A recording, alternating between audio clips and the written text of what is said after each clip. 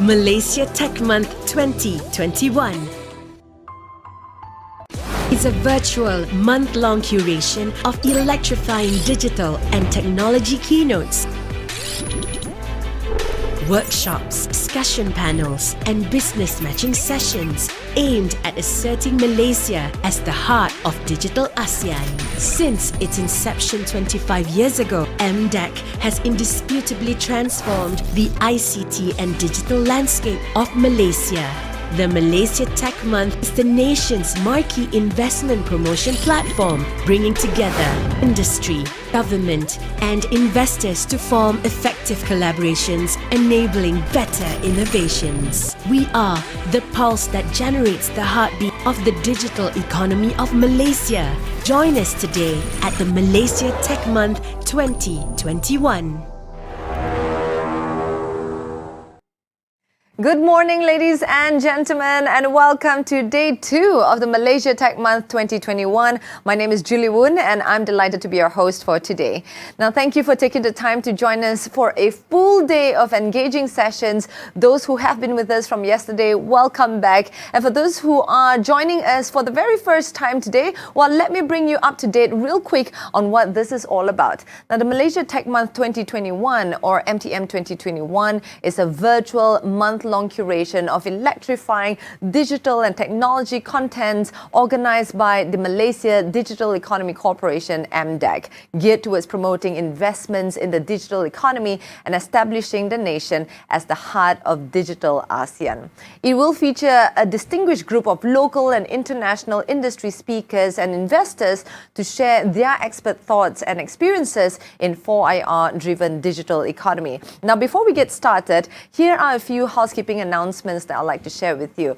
Should you have any questions at all for our speakers, you may submit them via the Q&A comment box. Meeting and chat rooms for attendees are available for your networking convenience. Please also do complete the survey for each of the session as we strive to continuously serve you better, and your feedback is valuable to all of us. Now, should you require any technical assistance, please chat with our admin on the virtual platform. With that, let's get the show started. Allow me to introduce our first speaker for the day, Inma Martinez, digital pioneer and AI scientist. She will be later joined by Dr. Sumitra Nair, Vice President and Head Digital Skills and Jobs, MDEC, who will moderate the session. Over to you, Inma.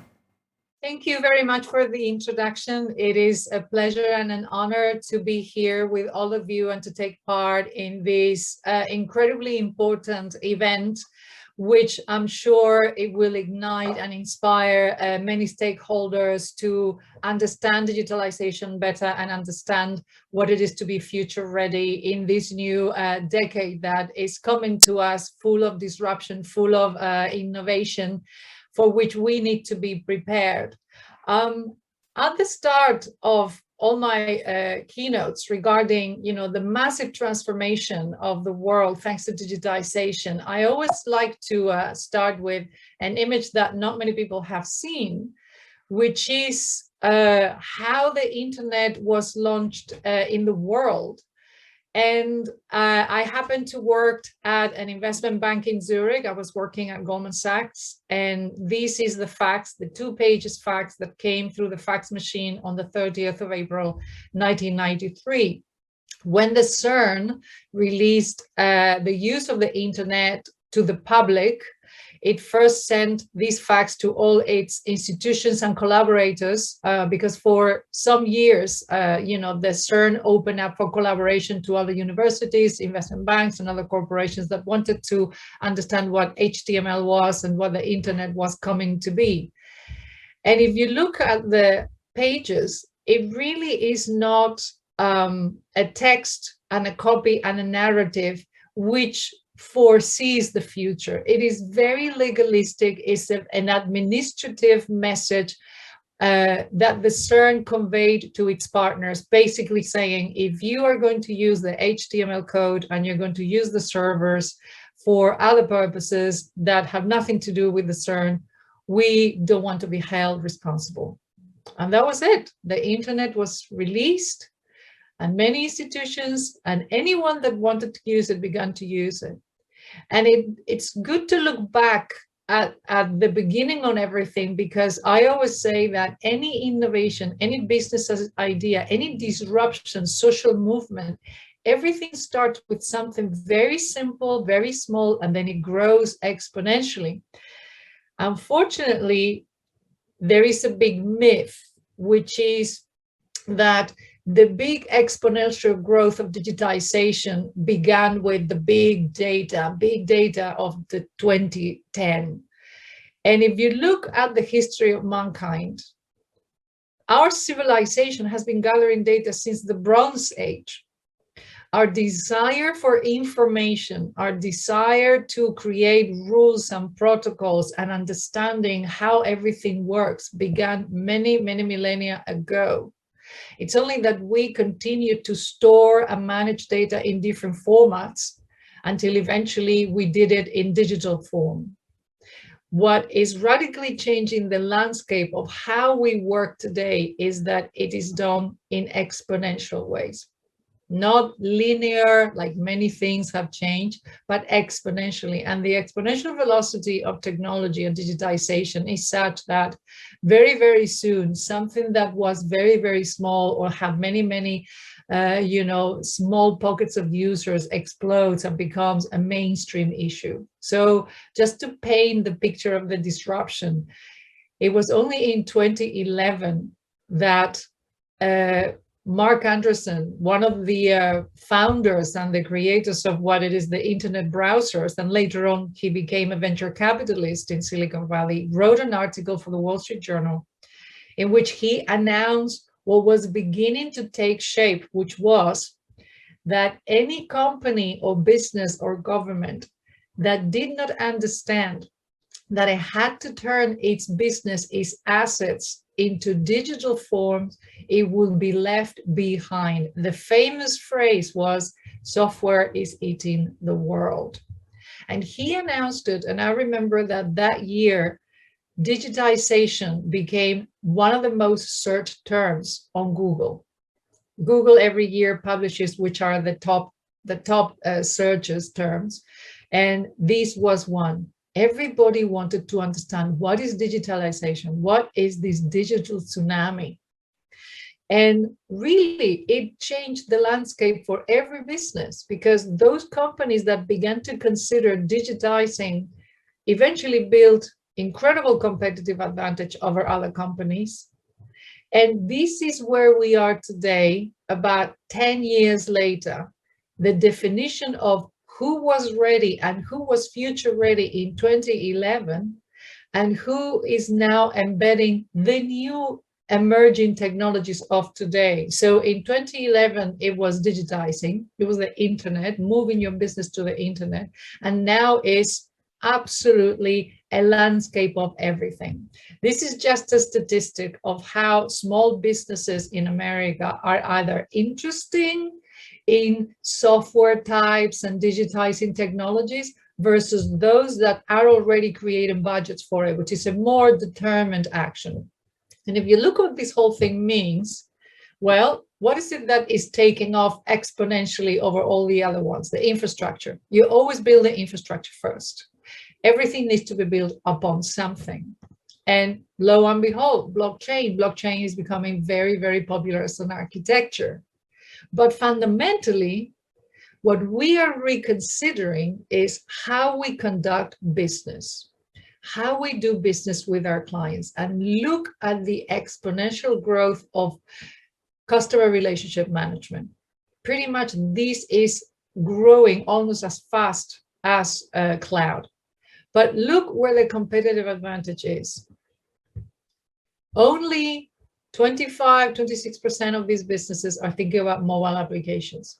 If you compare this to the figures in Asia, to the figures in Europe, where the mobile internet is a lot more adopted, a lot more widespread. I mean, how many of us have been using mobile banking for decades now?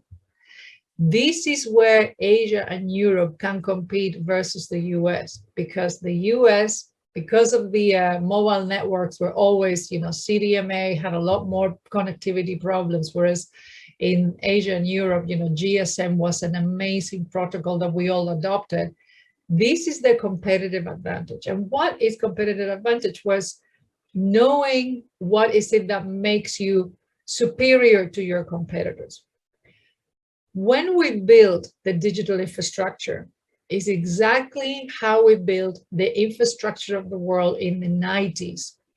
In the 90s, I was still in banking and I worked in infrastructure finance. And this bridge was one of my last projects, and is the bridge that connects Denmark with Sweden. When we build this bridge, which also allows for trains, and the bridge eventually goes underground, so it's partially above the land and below the sea. It wasn't because we had a traffic management problem between the two countries. This was never about managing traffic. The intention was to create an economic region. The intention was to create a communication between these two cities and attract businesses to establish themselves there.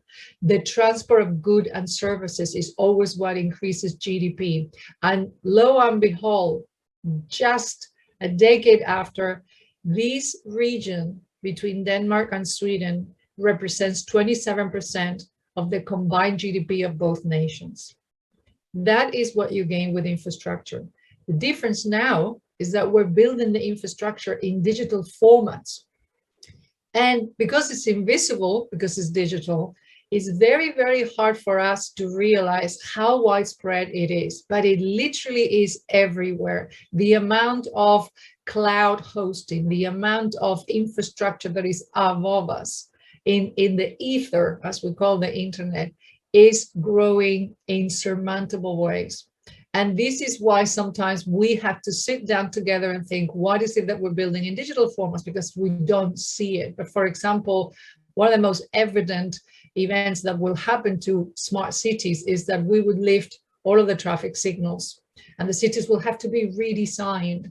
So one of the major drivers of digitization is that they eventually change the analog world in ways that we never considered, but actually it makes a lot of sense.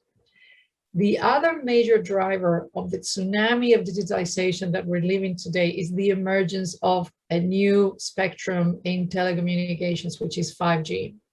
And I'm going to try to explain it in very simple ways that you can understand it. When we planted 3G towers, these towers were able to connect between 60 to 100 devices, yeah? And then when 4G was the new spectrum of communications, it really jumped up to manage 300 to 400 devices connected to the tower concurrently.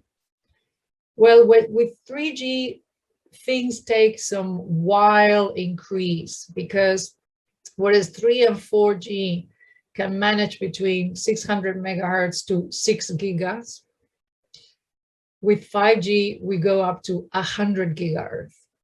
It's a complete crazy level of connectivity. And this is because many, many things, not just mobile phones, will be connected, talking to each other and exchanging information, but we're moving from IoT, the Internet of Things, to IoE, the Internet of Everything.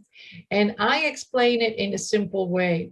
The Internet of Everything means that every object that is fitted with a sensor will be allowed to provide to us all its potentiality of information. Basically, objects will let us know about them, about what's around us, whereas before they were just inert objects.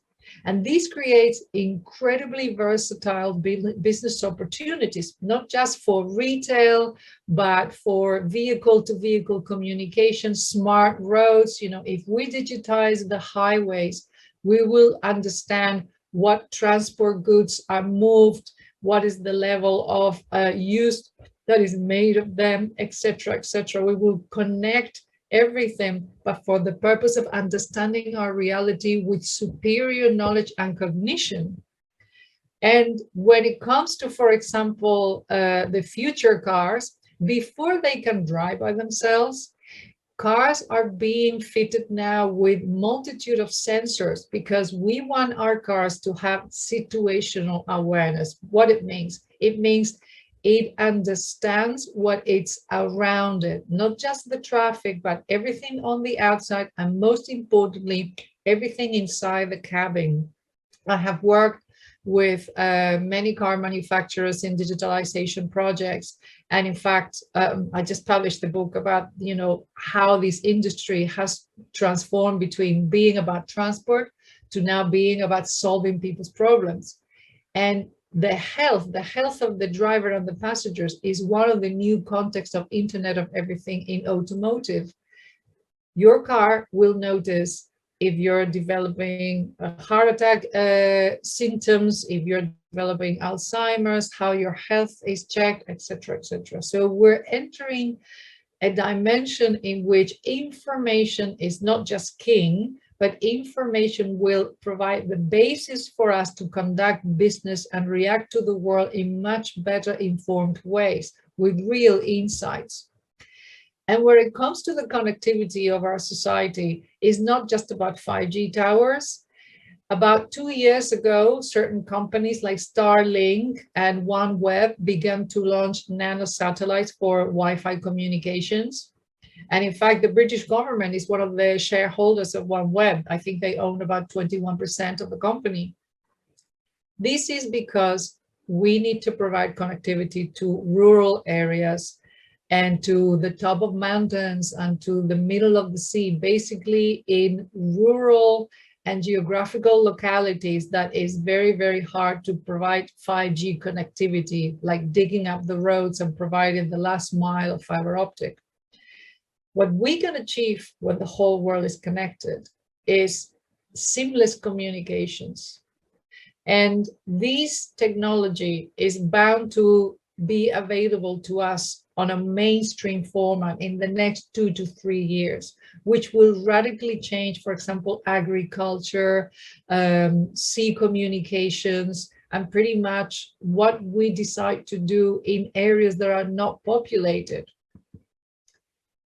The emergence of all this data is what is making companies consider the importance of understanding this. And many, many companies are building data centers and mission control units that almost looks like the European Space Agency mission control when we launch a rocket and we need to be in communication with it. This is a real picture. It belongs to a famous international retailer, Inditex, the famous owners of shops like Zara, etc. And this is their second data center and mission control. They do this because they notice that this is a lot more demanding than just supply chain for the stock. They wanted to know exactly what happens in every shop worldwide on a 24/7 basis, because they began to notice that their presence in a global market is such that what happens in one shop affects the other side of the business. So mission control departments dealing with the insights, dealing with the data is what it's emerging for many, many multinationals. The importance of understanding what happens everywhere in their business. And for you to understand why everything is happening with this velocity, I will share with you something that we notice in the innovation circles, which is how we measure progress has changed from how we measure it in the 20th century, in the 19th century. In those centuries before, progress was measured by counting the number of patents, the number of inventions, the number of scientific discoveries that were achieved within 100 years. So it was a quantifiable exercise. At the beginning of the 21st century, in just the first 14 years, we already surpassed the number achieved in the 20th century. And we looked at each other and we thought, this is not about numbers anymore. It has to be something else, because if it's a numbers game, we already beat the game. Progress has to be something else. And the truth is that progress in our society, in our business world today, is about creating value It's not so much about filing for patents. It's about creating value for our customers, for society, for the stakeholders, for the shareholders, creating employee loyalty that really works and people really stay building tacit knowledge within our firms. That is the value that we create. And when I teach at Imperial College in the business school, I teach a class that talks about creating value via competitive attributes. And what is an attribute and what is a competitive attribute? It's very simple to understand. Every company, every government in this world has specific properties that are intrinsic to them. It can be the geography, it can be the language, it can be the number of millions of people that live in a given region, right? Your target market. And if you then turn it into an attribute, that is what makes you superior to your competitors. So for example, in the world of space transportation, which is now very popular thanks to companies like SpaceX and Jeff Bezos, we're basically building infrastructure on the moon right now and around the moon. Well, if you are a country that is very close to the equator, all of the launch pads will be positioned there, right? So that is your competitive advantage, geography. Another example of geography. With the emergence of data centers, the Nordic regions, countries like Norway, Sweden, Finland, are beginning to be targeted by the big data cloud hosters of this world, the Facebooks, the Googles, the Apple, the Microsofts, and they're building the data centers in the Arctic Circle. Why? Because data centers generate a lot of thermal temperature that really affects the functioning of all these massive servers. So you need to be in below zero temperatures to actually put your data center there. So all of a sudden, a peaceful country like Norway, that basically the GDP is based on fisheries, forestry, and oil, now is building an ecosystem of data centers that becomes part of the GDP as well, because they are able to attract foreign companies. So think about your competitive attributes that only you have and start thinking about how you're going to exploit them to be more competitive. One of the most important layers, again, of the new business mind is to be able to change your business into a new direction, basically deviating from the norm. This is what Microsoft did when they acquired GitHub. When Microsoft acquired GitHub in 2018, the majority of the market analysts, they thought that it was a massive mistake because here is a company that traditionally has become the world leader of selling software for a profit, for real money, acquiring a company that is based on open source, free software for everyone. And it took a long time for the market to understand the strategic vision of Satya Nadella, the CEO. Microsoft thought our business is not about selling software.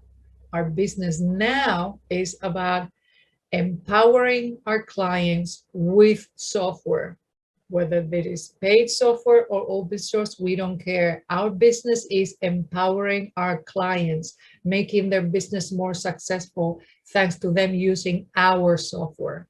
And it's a new mentality, but it's also a new business model. So think about how your business is going to evolve potentially to something that maybe goes against the grain, but is the right thing to do in the current market with the dynamics that we have of disruptive thinking.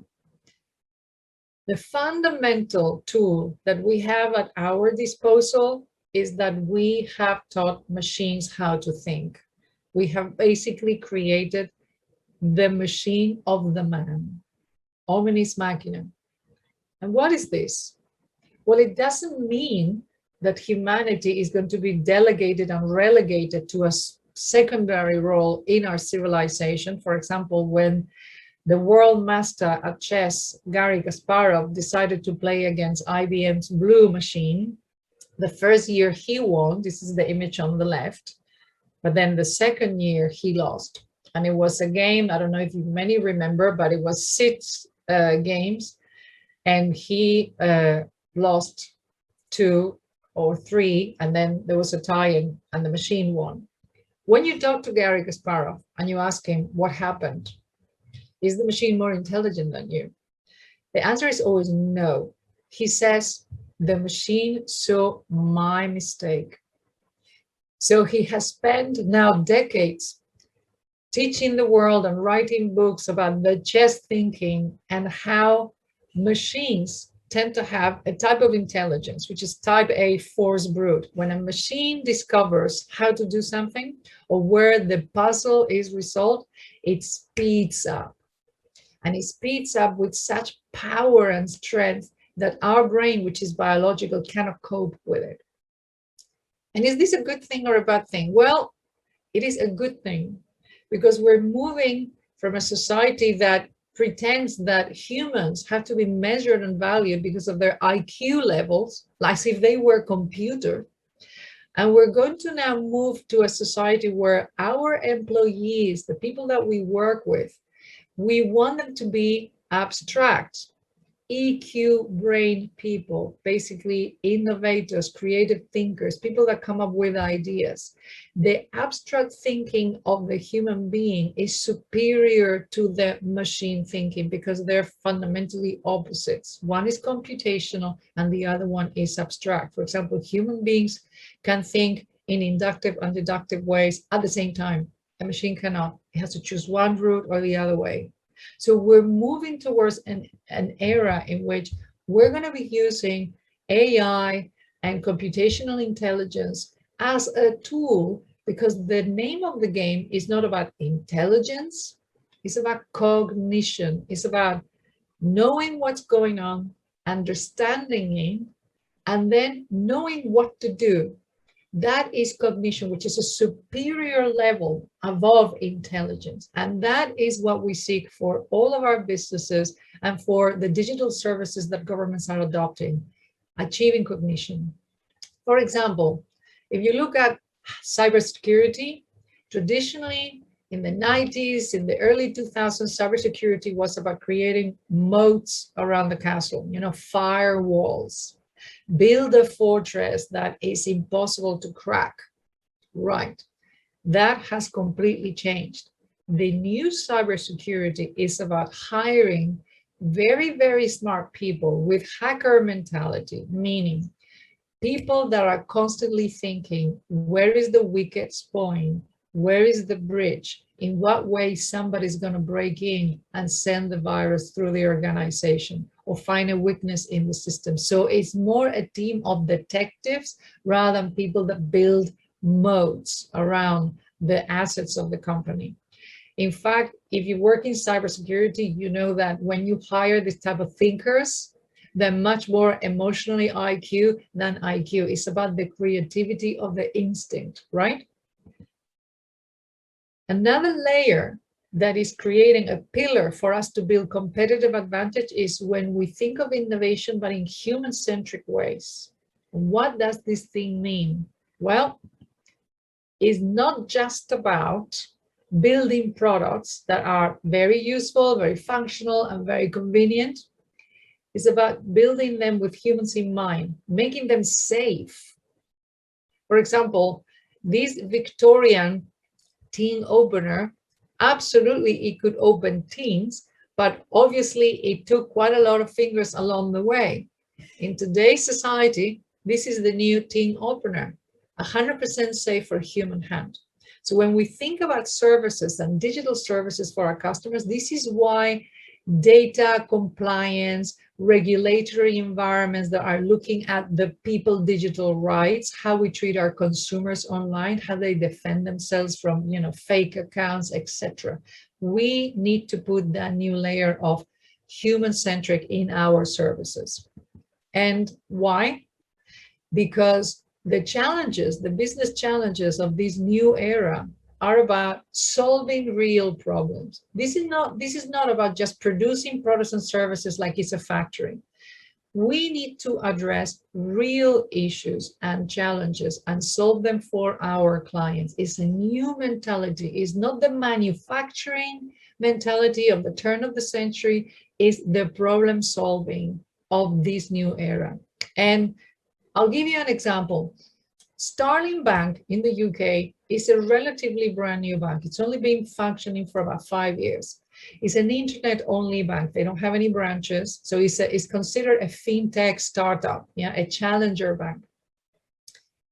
When the pandemic emerged, they noticed that many people being locked up in their homes had to ask others to buy them groceries, mostly elderly people, yeah? So they had to give them their bank cards. And there you go, this person walking around with someone's credit card, shopping, yeah, for groceries. So the bank, within 8 weeks of being locked down, or 6 weeks, created an additional card that only works in supermarkets or when you buy groceries. It doesn't work in ATMs, meaning you cannot walk into a hole in the wall on the street and get cash. It doesn't work like that. And it has a maximum that you can load the card with £200. That's it. Why they did it rather than the traditional banks is all about infrastructure. It's all about the new digital technologies. They did it because their infrastructure is 21st century. They don't have any legacy systems. And also because their business is based on let's solve problems for our customers. That is the innovation mantra within this bank. So there's two things that are combined. One is the mindset that we all need to have about solving problems. And the other one is what kind of infrastructure and technology do we have that allows us to, for example, create new product ranges and new services that are embraced by our clients. The big issue to solve is complexity. Why sometimes we need to bring machines and systems to deal with all this data is because the level of complexity of doing business today is enormous. We need to do things in real time. We need to do things at scale, right? For example, traditionally, the oil and the energy sector was using AI for visualizations. This is an image from British Petroleum, for BP. The energy sector has been using AI for decades now.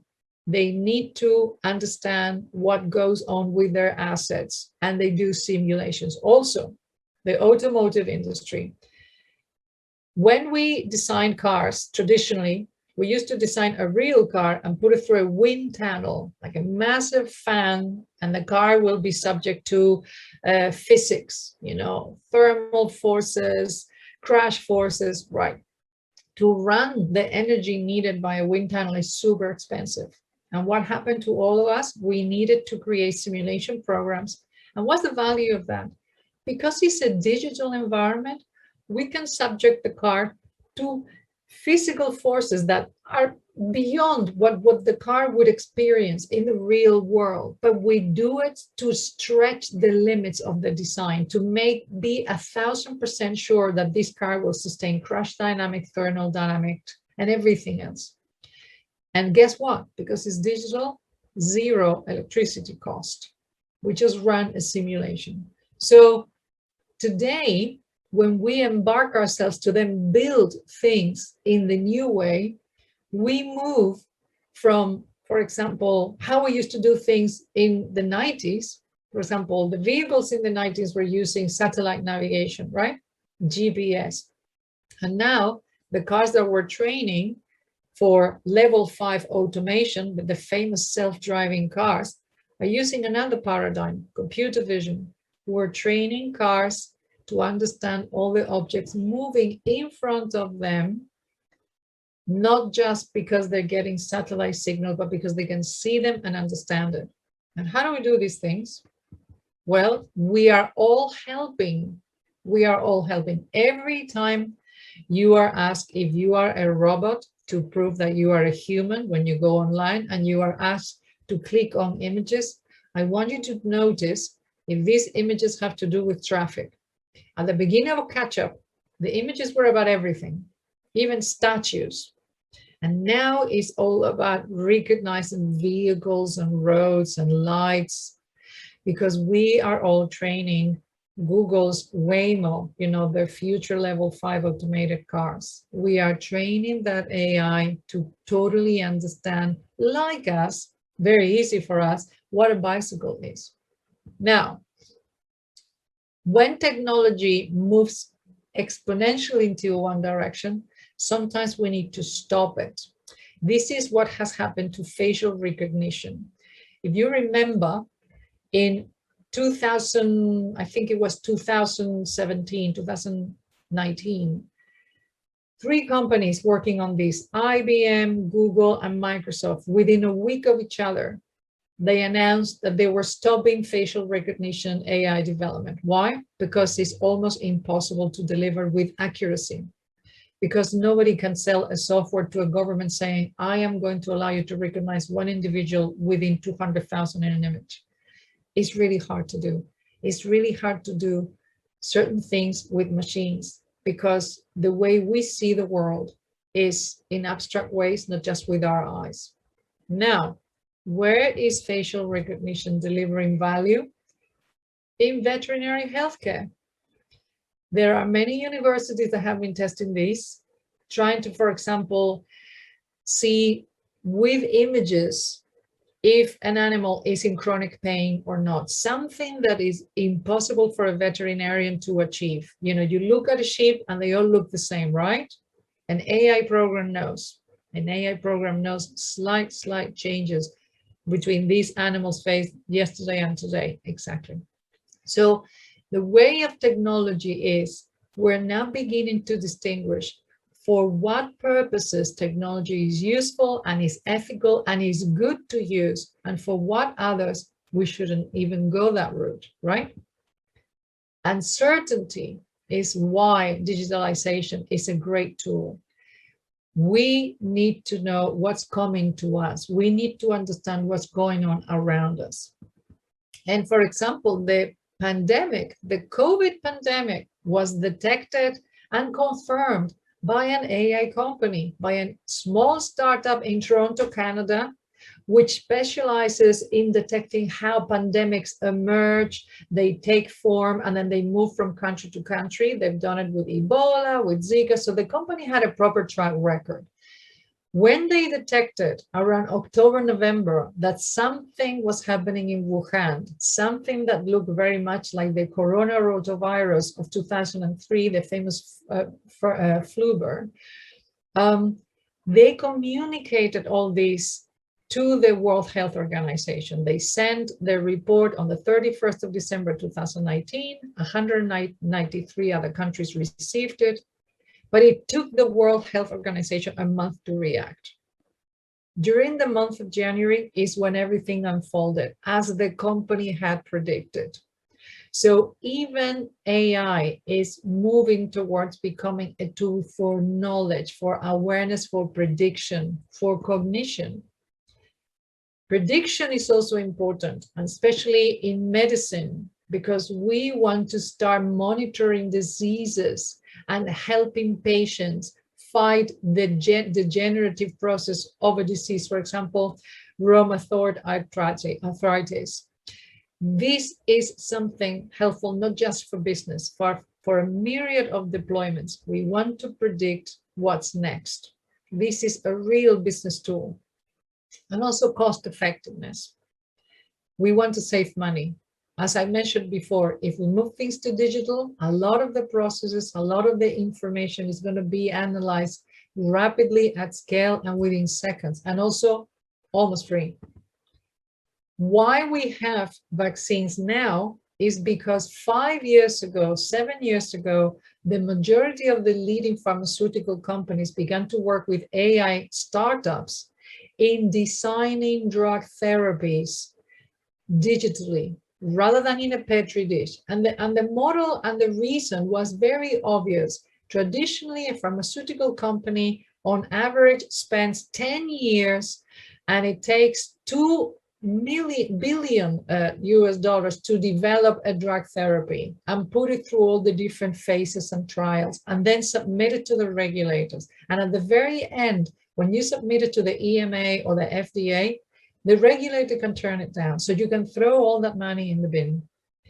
With AI, you make it in shorter time, you make it in a digital environment, and it's more effective because you can test the molecules and the strings and everything else in ways that is impossible to do them in the real world. AI is also moving into the agro and farm environment. This is one of the projects that I worked. You want to calculate drinkable water expenditure in farming because water is a luxury to have. It's very scarce. There's countries and regions that have to have farming in very hot temperatures, and you need to irrigate the animals because otherwise they have heat strokes.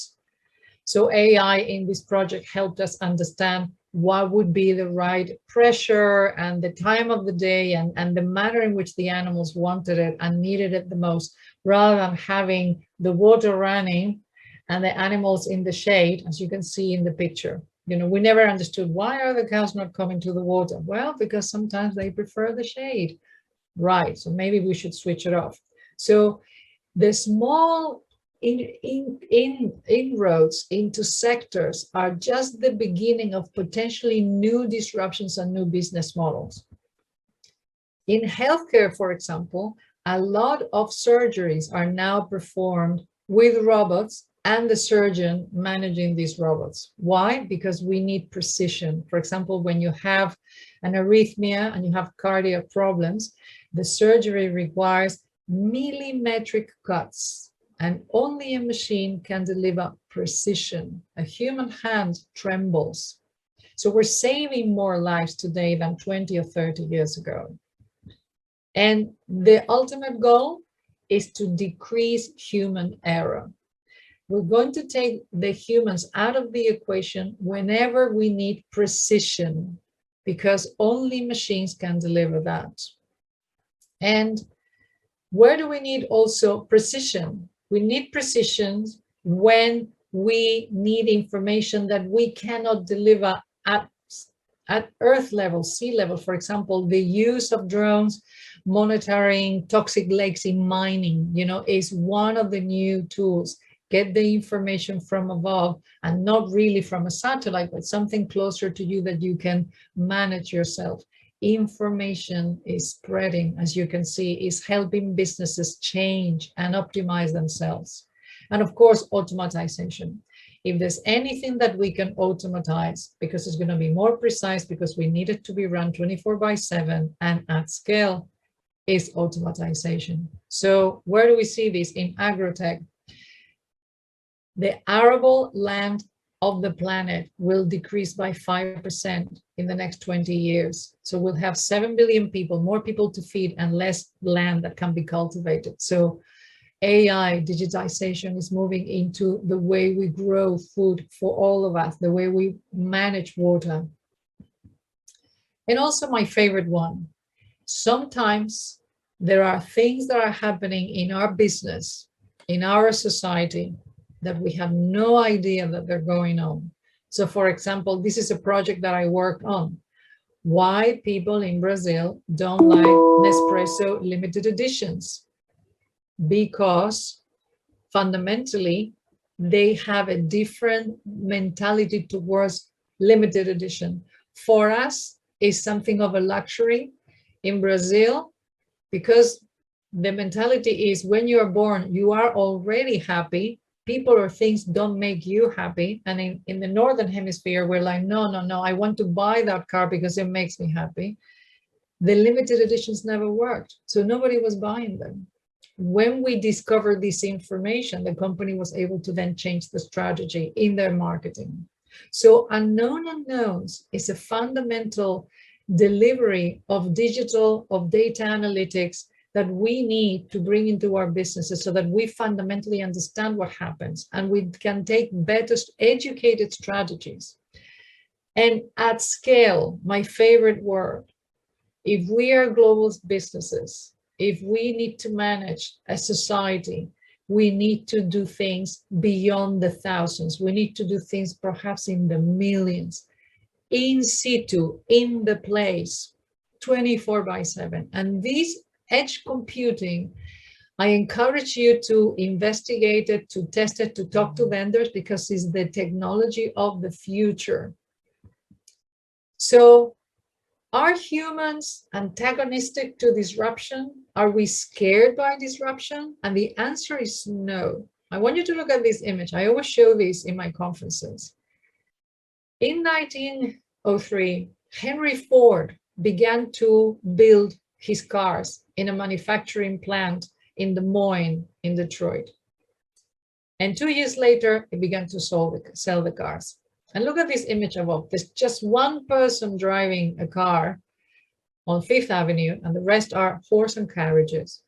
And just 7 years later, the image is completely different.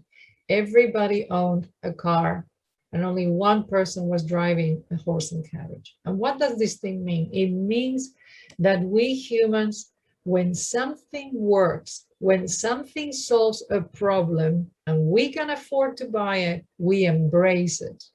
Whether it's disrupted, whether it's radically different from before, look at the emergence of mobile internet, right?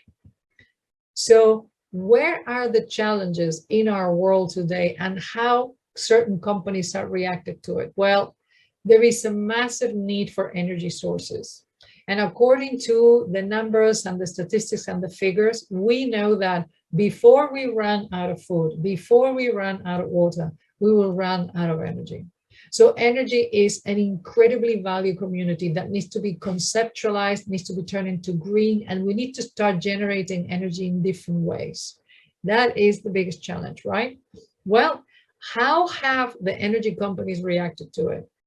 There's a new business model that is completely disruptive, is vehicle to grid. If you own an electric vehicle, you can give energy from your vehicle to the grid when maybe the car is parked outside of your home. And the energy company is going to create what we call energy as a service. They will not charge you for the energy that you consume, because what will happen is, and what is happening, for example, in the UK, we have a company already putting this in the market. If you use electricity in your home, but then your car gives electricity to the grid, then your final monthly bill is zero. Yeah, because you've been paid for it, and then it nets. What does this mean? That energy contracts in the consumer world, they are expected to move to a new model, the subscription model. You can use energy because the point is that you also give energy back. So the money you will pay to an energy company is to be able to have a subscription, like Spotify, access to the grid, not consumption of watts.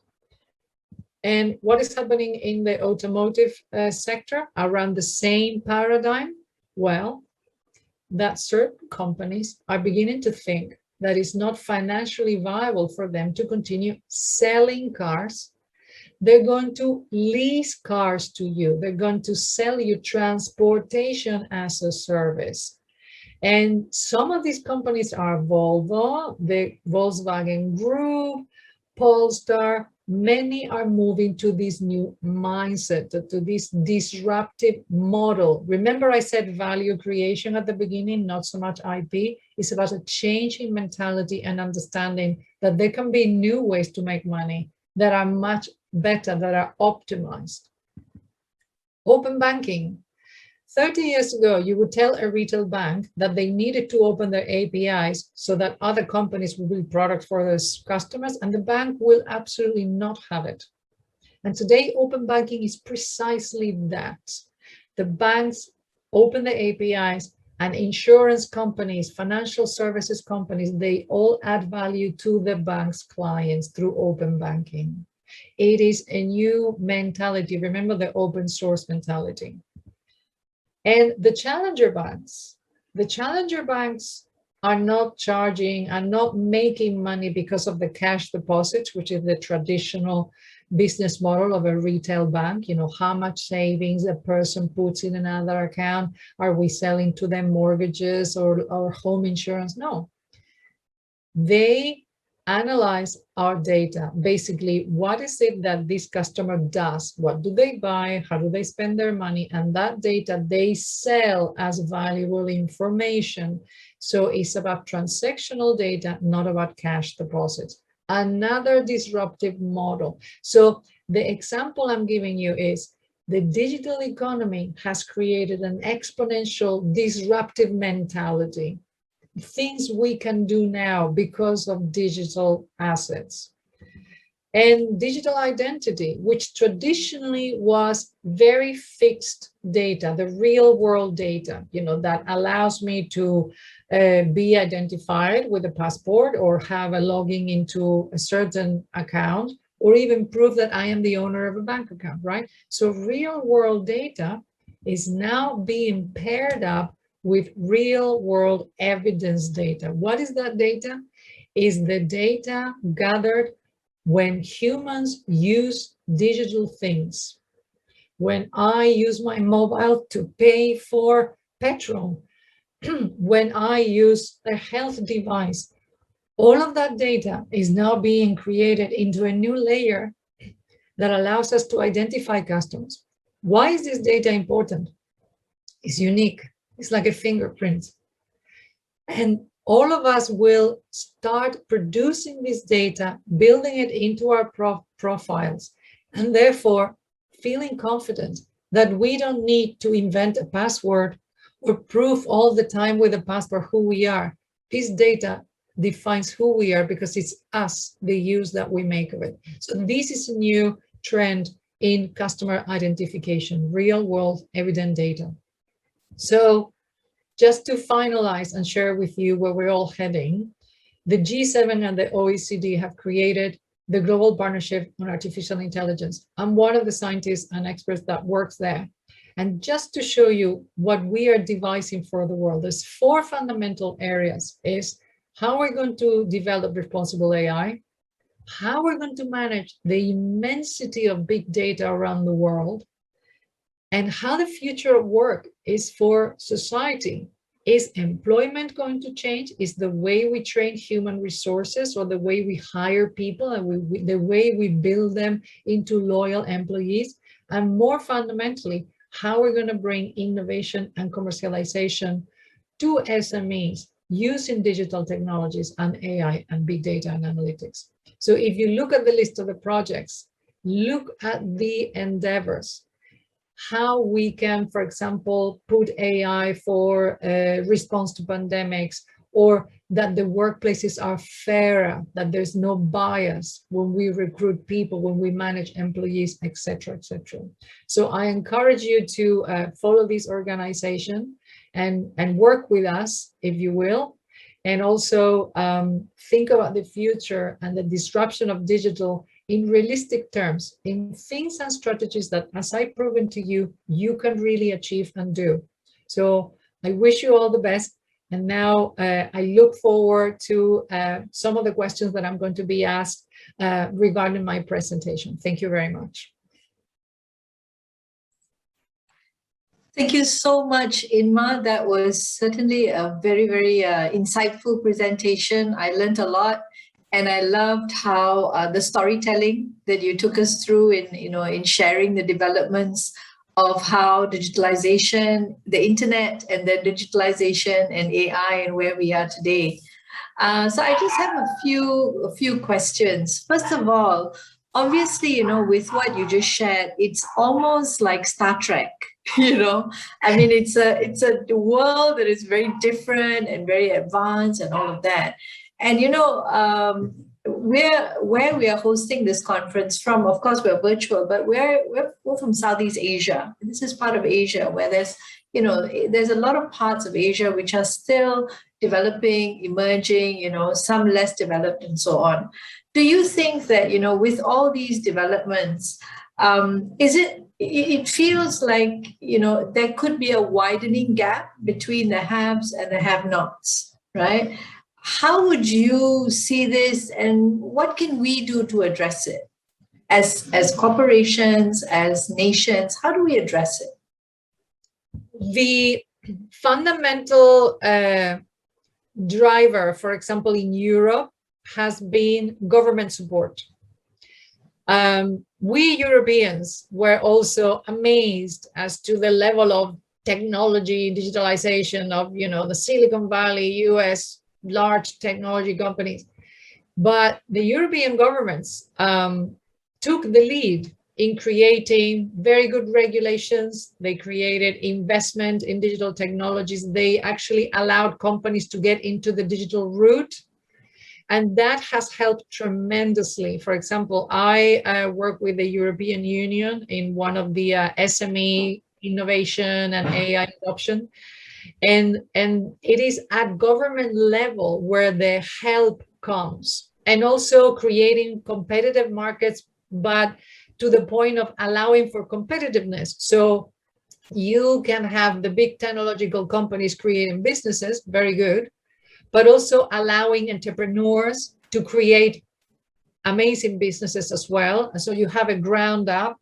Entrepreneurship has helped a lot in creating the new digital roadmap for many, many companies and for many markets, because if you couldn't afford the super CRM of, I don't know, a massive company, well, the startups can sell you one that is as good, not amazing, but as good, and that's all you need. So it's about support from governments, encouraging entrepreneurship, and providing help and awareness and anything that can help, especially the small businesses, to take off.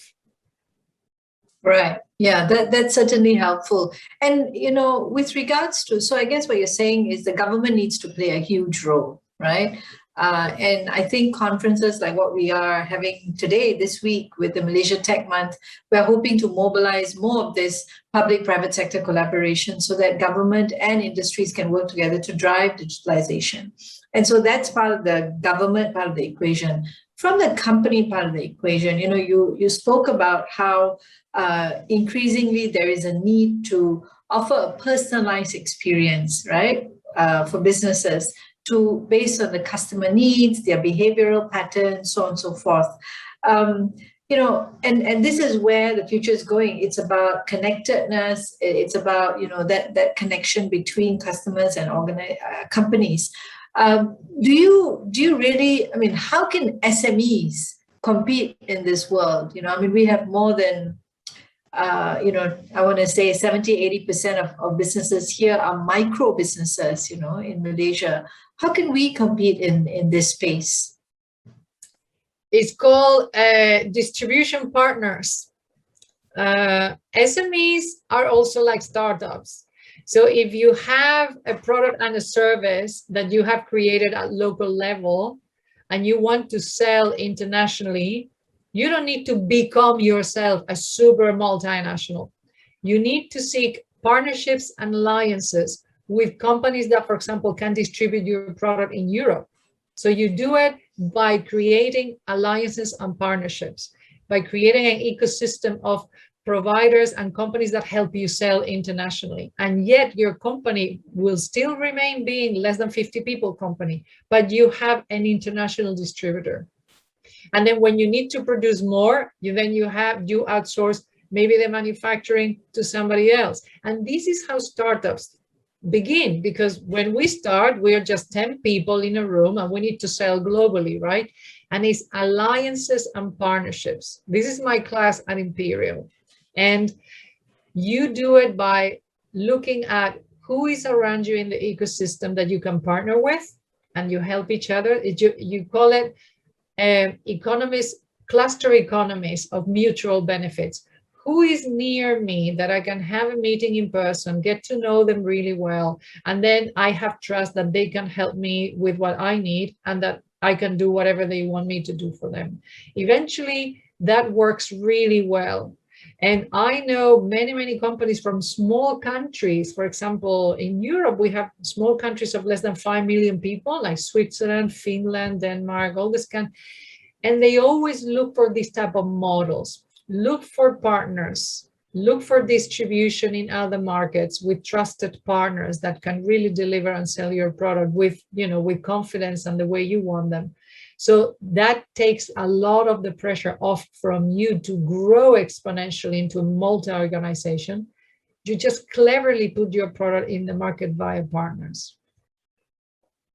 Thank you. That certainly is useful advice. And one of the things that we're trying to do this whole month actually is to drive that kind of networking and partnership. So and I trust that SMEs that are on the call will be taking full advantage of whatever is on offer at this event.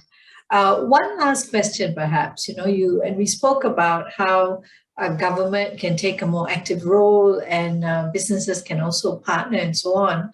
When you talk about inclusivity, right? Digital inclusivity or technology inclusivity, have you seen, great case studies other than in Europe?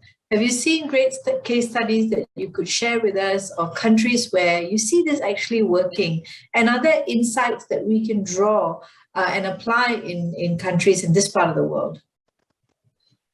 I know, for example, New Zealand has a huge desire to make the internet very inclusive and non-biased. And again, who's driving that? The government. The governments have an intense power over how things should happen for a nation. And because the internet has been unregulated for 2 decades now, when governments step in and they say, we need to create value for our society and GDP and economic for our society, then everybody listens because they have the power to control the regulation, the frameworks of commerce, etc. So even though you're dealing with massive companies, they do listen, and you then establish the pathway. It's not done in one day. It's taken Europe and many other countries quite a lot of years, but conferences like these, and for example, governments that say we need to create a digital agency, that we have real technologists here understanding what is it that our country needs, how can we support our empresarios and the small companies, and this is how everybody that I know that has been successful have achieved it. The internet needs framework, regulations, and digital commerce also needs favoring alliances, and also the way we're going to understand and tax them, for example. So there's a lot of areas that governments can get together with companies and businesses and try to work together in what is going to be the best for everyone, for the nation, for the businesses, because you want businesses to flourish. You want companies to come to Malaysia and do business in Malaysia and put offices and create employment. So it's about how we will create an ecosystem for digital progress. And I value very much this conference because this is exactly one of the things you do, bringing everybody together to the conversation and then put some targets that you need to achieve, and also talk about the problems and the challenges. You have to be honest. What are our challenges? For example, how is the connectivity in Malaysia? Are we happy that we have a digital infrastructure that can help businesses carry their business digitally? These are all the discussions. It's certainly very helpful at one sense, but another sense, I'm also thinking it's actually really a complex set of factors and things that you need to think about. There's the frameworks, there's the infrastructure, there's the inclusivity part of it, so nobody's left behind. And then all of it also starts with mindset, right? So we need to all be ready for this change and willing to do it, and not for the short haul. It's a long haul. It's a long tail game here that we're playing. And so it's really, really wonderful to have had you on the call. And I'm sure that, if God willing, we would love to have you physically here, hopefully after all this is over. But while we are where we are, it's been a real pleasure to have you on the event and on this platform. Thank you again, Inma, and stay safe wherever you are. Thank you. You too. A pleasure to take part. Thank you.